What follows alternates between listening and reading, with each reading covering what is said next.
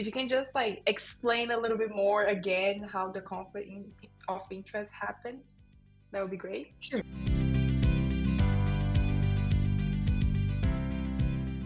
So what is a conflict of interest? So conflict of interest is when there's opposing loyalties, essentially, right? So for example, if let's say I, as a real estate agent, want to buy my client's property, right? So now my interests are opposite of what theirs are, right? So as an agent, my job is to get them the best price. But as a buyer, my job is to get the best price for myself. So in this case, I cannot be neutral, right? So we have a conflict of interest. So that's a personal interest. That's called personal interest, where my interest is opposing to my clients. Now, that is not where generally we see conflicts of interest. There's less of that, but it's definitely there. Another one could be I have listed a property for sale. A colleague of mine from the same brokerage wants to buy that property, my client's property, right? So in this case, again, this is a personal interest or brokerage interest, I should say.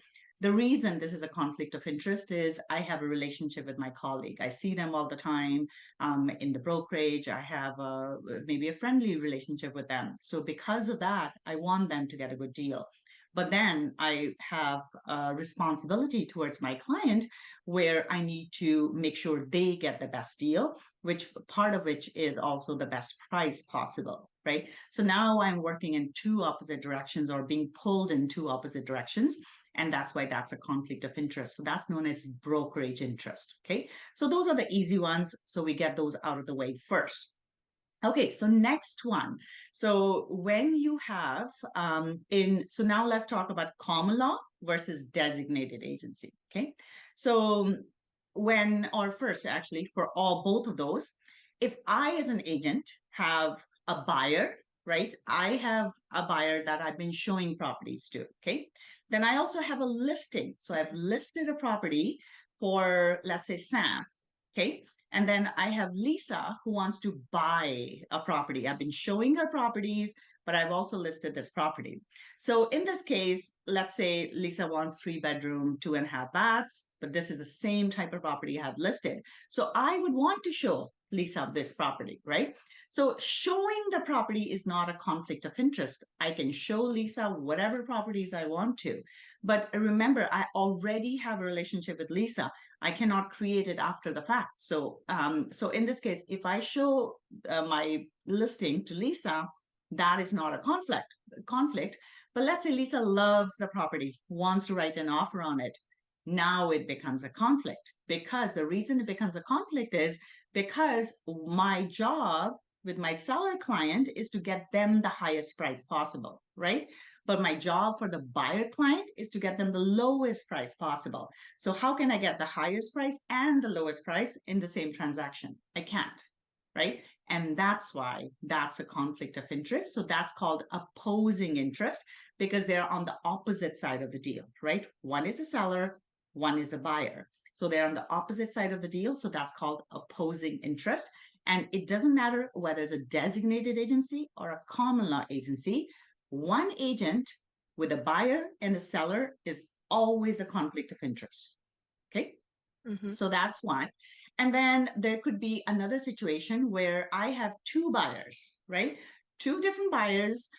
They've been looking for, both of them are looking for a 3 bedroom, 2.5 bathroom house, right? Similar type of properties. They're looking at maybe areas that are overlapping, okay? So I'm showing them properties. I'm showing this buyer properties. I'm showing this buyer properties. I can show them the same property, and that is not a conflict. But let's say I show both of them, new property comes on the market.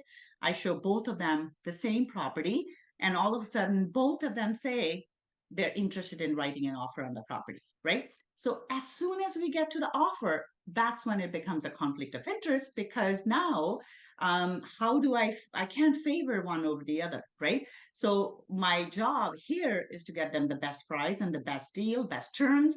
And my job is the same on with this buyer as well. So how can I tell them, tell one buyer to put 450 offer and the other one to put 455? Like, what am I going to do? So that's what creates a conflict of interest. So that's known as competing interest, because they're competing for the same property, right? Mm-hmm. So if we have one agent, it doesn't matter designated agency or if it's common law agency, one agent with two buyers wanting to write an offer on the same property will always be a conflict of interest, regardless of the type of brokerage. Okay. So one agent, two clients, um, seller, buyer, opposing interest, conflict, always. Okay. One agent, two buyers writing an offer on the same property, always a conflict. So that's our also conflict of interest, regardless of common law or the other one. Okay. All right. So now, next step is when the differences will occur. Okay. So in a designated agency, let's say I have listed a property for sale. Okay. I have a 3-bedroom, 2.5-bathroom property. Then I have a colleague who has a buyer who wants to write an offer on this. Okay. In a designated agency, I don't know any information about my colleagues' clients, right? And my Mm-hmm. colleague doesn't know any information about my client. Okay. And that's why there is no conflict of interest. Showing is never a conflict of interest. If my colleague's buyer wanted to write an offer on this, it is not a conflict of interest because we don't share information. So in a designated agency, two different agents, one with a seller, one with a buyer, it's not a conflict. Okay. So, but if it's a common law agency, and in a common law agency, I have a seller, I have listed a property for sale, and then I have a colleague who has a buyer who wants to write an offer on that property, that is a conflict of interest in a common law brokerage, right? And the reason for that is in a common law brokerage, we share information. I would have maybe in a meeting or something shared that I have a seller. This is how much the seller is looking for. This is what kind of offers I've received. So when another agent comes in, they already know all the details about my seller. They know what's going on with my deal. They know what the bottom line is for my seller. So then they can just bring an offer that's the bottom line, right? Whereas my job is to get them the top dollar, but this person already knows everything. So they will come in right into the bottom line. And that creates a conflict of interest because then I can't do my job of getting them the best deal, or they cannot do their job of getting them the lowest price or best deal, right? So in a common law brokerage, in opposing interest, when one agent has a listing, another agent has a buyer, in a common law, that is a conflict of interest because of attributed knowledge or shared information. Okay. In a designated agency, one agent has a seller, another agent has a buyer, and they want to do a deal together, not a conflict of interest. Okay. So that's the difference with opposing interest. And now let's take a look at competing interest. So competing interest, let's say I work for a designated agency. As an agent, I have listed a property for sale, right? So I have a seller client, listed a property for sale. I have a colleague who has, I have a buyer, right? I have a buyer. I've been showing them properties. My colleague also has a buyer, has been showing them properties. We both show the same property to our clients, and both of our clients now want to write an offer on that property. Now, in a designated agency, that is not a conflict of interest. So that's competing interest, right? So two buyers wanting to write an offer on the same property, but with two different agents, okay? Designated agency, not a conflict of interest because we haven't shared information. My colleague doesn't know how much my buyer can afford. They don't know how much they got pre-qualified for, right? They don't know how much down payment they have. They don't know what their bottom line is. And same thing, I know nothing about my colleague's client in a designated agency.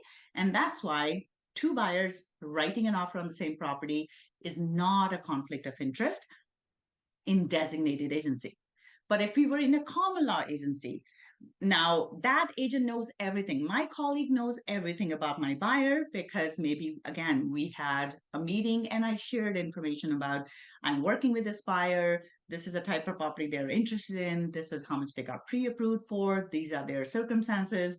And my colleague would have done the same. So we know everything about each other's clients. So if I know my colleague's client can afford 450 and that's their max, I can tell my client to go in for 455.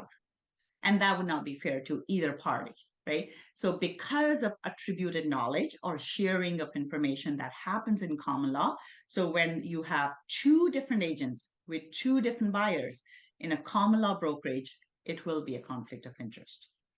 Okay, Yeah. make sense? Okay, Yeah, so 100%. I'm gonna recap. So one agent, right? Uh, doesn't matter, common law or designated agency, a buyer and a seller with one agent, always a conflict, right? Common law designated, both cases. And then, so that's opposing interest. One seller, one buyer, opposite side of the deal. That's a conflict of interest. And then if two buyers and one agent, always a conflict of interest. Okay. In a designated agency, two buyers, two different buyers, two different agents, not a conflict. In a common law agency, two different buyers, two different agents will be a conflict because of sharing of information. And last part, in a designated agency, opposing interest, one buyer, one seller. In two different agents, not a conflict. In a common law agency, one seller, one buyer, and different agents, common law, it would be a conflict of interest.